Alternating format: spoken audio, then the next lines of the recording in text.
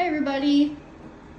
I wanted to do a little video today about what crate and rotate looks like.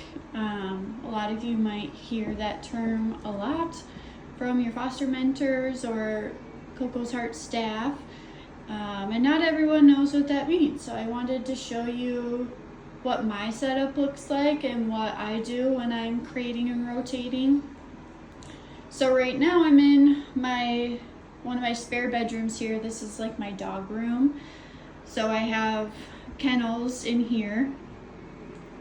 So when I bring home a new dog, or if I have dogs I'm watching, I don't let them just run all over my house like crazy. I don't introduce them together right away. We do slow intros. So I always start with a crate and rotate system. So every dog has a kennel. Aurora, who just got to my house, she's in her kennel here. And then I have two other foster dogs that are in these kennels. Right now they're outside playing and running around. But they're set up here.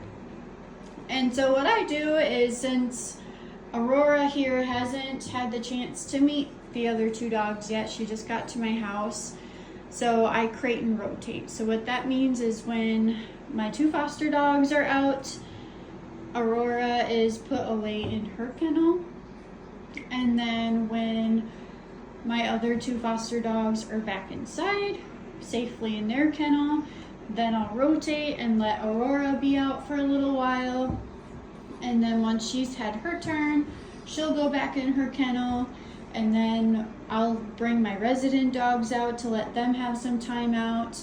My personal resident dogs, they are really dog selective and don't always enjoy the company of other dogs. So I also like to keep them separate from any foster dogs or guest dogs in my home.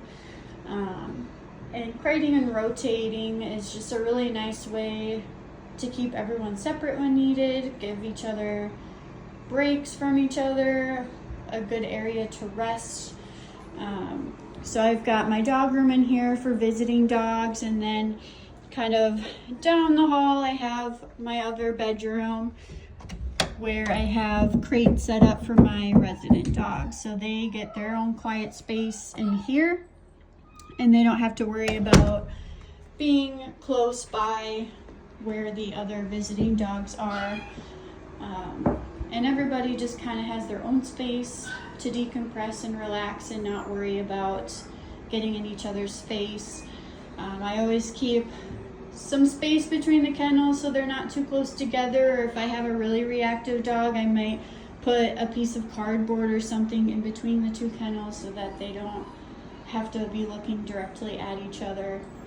And then something also I like to do is when I'm bringing the dogs in and out of this room, I always keep a tight leash on them so that way they can't run up and put their nose up on the kennel door to the other dogs, because that can be intimidating for the dog that's inside and you might get reactions out of that.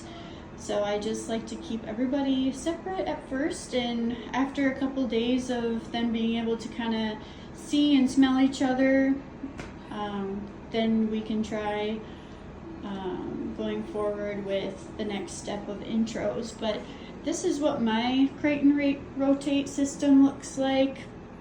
And I know everybody has a different system, but this is what I like to do at my house. My other foster dogs are outside having fun, going potty and all that. So once they're done, they'll come back in here, and then Aurora will have her turn. And then once she's done, my resident dogs get their turn out, and then we just kind of keep rotating through the system, and everybody gets their time in the kennel for a break, and everybody gets time out to run around and have fun and loosen up too. So that's what we mean when we say crate and rotate. You don't always have to have the kennels in a spare bedroom. That's what I like to do, because then I just kind of have all the dogs contained to a certain area of the house. But you can have them out in the main area too. The important thing is that if you have dogs that are new, or if you have dogs that need slower intros, or maybe a reactive dog, that you have a safe place for them to be when the other dogs are out. and that way they don't have to be forced to interact before they're ready to.